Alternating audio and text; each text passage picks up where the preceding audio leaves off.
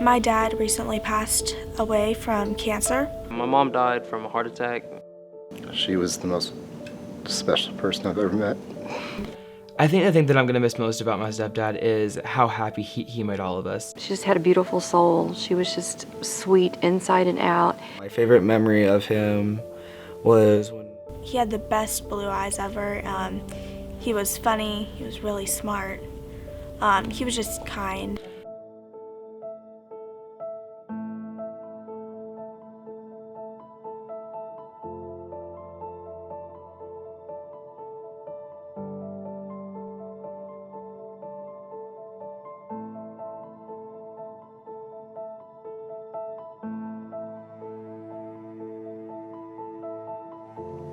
My name is Laura Fergesen, and we lost our 6-week-old twin daughter, Claire, to a rare aggressive childhood cancer.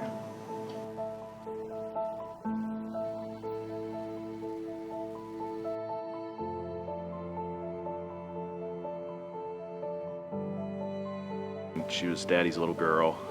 She had me wrapped around her finger from the start. She had the biggest, brightest eyes, was always just staring at us. She just took in the world, you know, like nobody I've ever seen. And it was like she knew she was just needing to soak in all of her time and remember all of us before she had passed.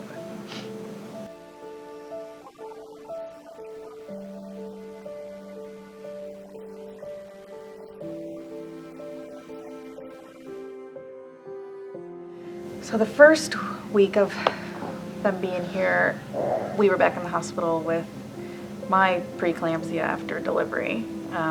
We were very fortunate that they were able to come with us. So we were starting, our life together in the hospital. We got out and went to their 2-week appointment.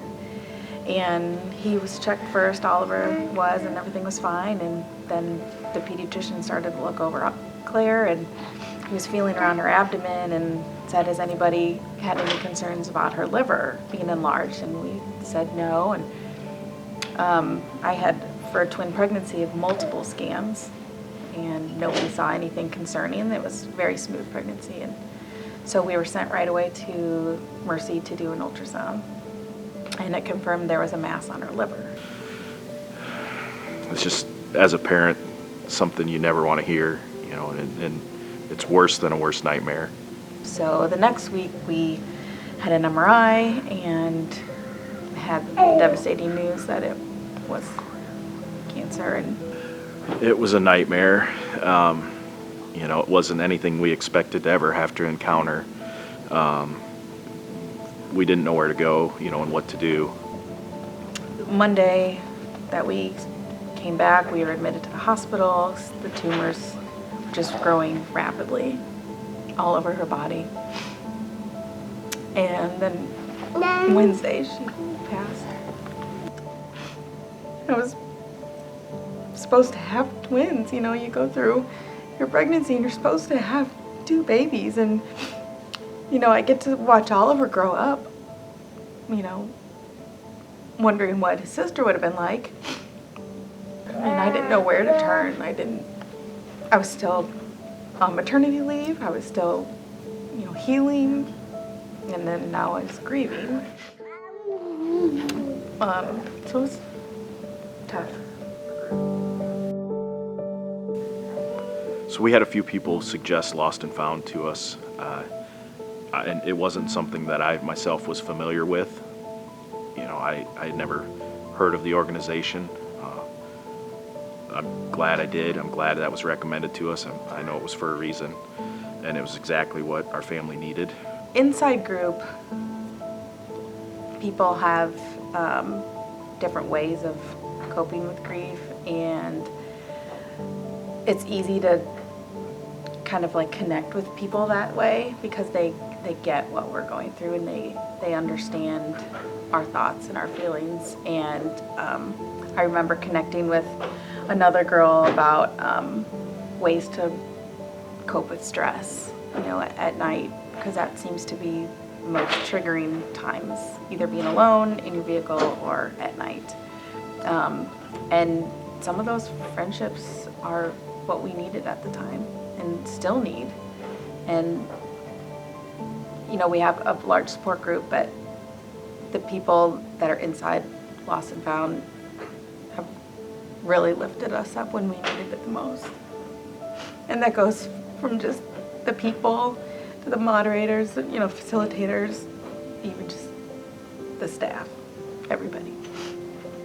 We really were lost when we came here, you know, not knowing how to handle the situation we were in, you know, in the loss of our daughter, and being able to meet people who had similar, you know,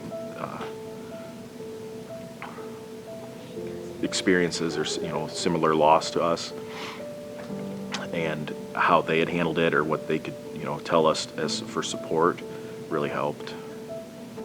It's just talking with other people that can relate in a way. It's very therapeutic. You know, there's some places that you may not have the same type of warm feeling with or flowing conversation, but they'll feel that here at Lost and Found.